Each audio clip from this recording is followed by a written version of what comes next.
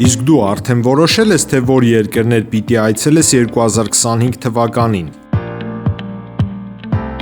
Եթե դու էլ ես հոգնել օրեր շարունակ հարցումների անպատասխան մնալուց, դիմիր Travel with N տուրիստական գործակալություն, սպասեցնել չեն տա, անմիջապես կստանաս լավագույն առաջարկները, տուրփաթեթներ, ավիատոմսեր, հյուրանոցների լայն ընտրանի, էքսկուրսիաներ, սոցփաթեթի սպասարկում եւ ամենակարևորը 24/7 ձևաչափով բարեհամբույր սպասարկում։ Travel with N 095 89 20 48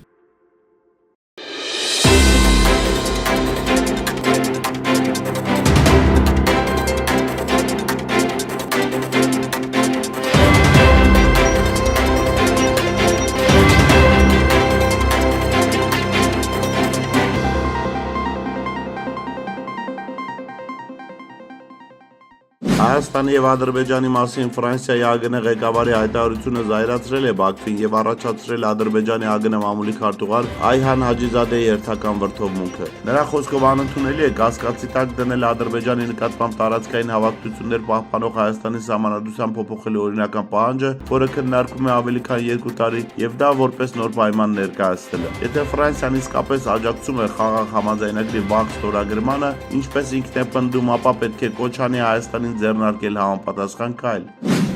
Ճապոնիայի էկոնոմիկայի առևտրի եւ արդյունաբերության նախարար Յոջի Մոտոն Վաշինգտոնին կոչ է արել դադարեցնել մաքսատուրքերը ճապոնական ապրանքների վրա։ ԱՄՆ-ի կողմից ձեռնարկված մաքսատուրքերի միջոցները չափազանց ցավալի են եւ ես կրկին կոչ եմ անում դրանք չկիրառել Ճապոնիայի նկատմամբ, ասել է Մոտոն։ Եմենի հութիների Անսար Ալլահ խմբավորումը հաստատել է, որ մի քանի հրթիռներով եւ անօդաչու սարքերով Կարմիր ծովի հյուսիսում թիրախավորել է ԱՄՆ Հարի Թրուման ավիակիրը։ Այս մասին հայտնել է հութիներին պատկանող Ալ-Մասիրա հեռուստաալիքը։ Խմբավորումը հայտնել է, որ հարվածել է ավիակրին ի պատասխան Վաշինգտոնի կողմից վերջին մի քանի ժամվա ընթացքում ձեռնարկված 36 հարձակումների։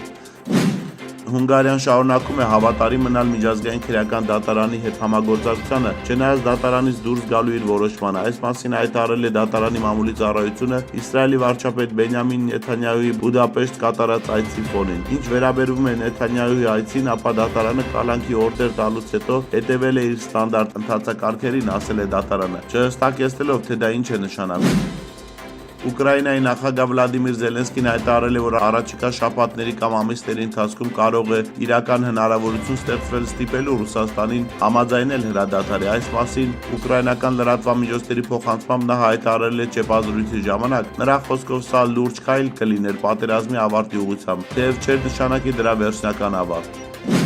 Եվրոպական երկրներն արդեն ապահովում են Ուկրաինայի զինամթերքի կարիքների կեսից ավելին, որը Ուկրաինայի նախագահ Վլադիմիր Զելենսկին վերջերս գնահատել է 2 միլիոն արկ։ Այս մասին հայտարարել է ԵՄ արտաքին գործերի եւ անվտանգության քաղաքականության գերագույն ներկայացուցիչ Քաջա Քալասը, փոխանցում է Reuters-ը։ ԱՄՆ պետքարտուղար Մարկո Ռուբիոն ասել է, որ Բրյուսելում ՆԱՏՕ-ի ԱԳՆ-նախարարների հանդիպման ժամանակ մտադիր է պահանջել դաշինքի յուրաքանչյուր անդամ երկրից պարտավորվել ռազմական ծախսերը հասցնել ՀՆԱ-ի 5%-ին, դա կվերաբերվի նաև ԱՄՆ-ին։ Այս մասին գրում է ՏԱՍՍ-ը։ Միացյալ Նահանգները կցանկանար այս հանդիպումից հեռանալ այն գիտակցմամբ, որ ՆԱՏՕ-ի յուրաքանչյուր անդամ, ներառյալ Միացյալ Նահանգները, պարտավոր են ավելացնել ծախսերը մինչև ՀՆԱ-ի 5%-ը, ասել է Ռուբիոն։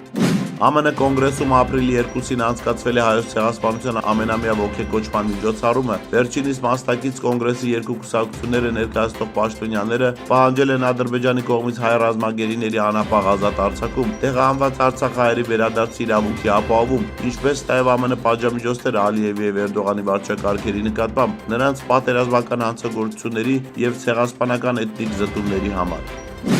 Սաուդյան Արաբիան, Արաբական Միացյալ Էմիրությունները, Քաթարը եւ Քուվեյթը թույլ չեն տա, որ իրենց տարածքներն այդ թվում օդային օգտագործվեն ԱՄՆ ռազմական ինքնաթիռների կողմից Իրանի վրա հարձակվելու համար։ Այս մասին հայտնել է իրանական Մեհր լրատվական գործակալությունը։ Պարսից ծոցի երկրները նման հայտարարությամբ հանդես են եկել այն բանից հետո, երբ ԱՄՆ նախագահ Դոնալդ Թրամփը սպառնացել է ռմբակոծել Իրանին։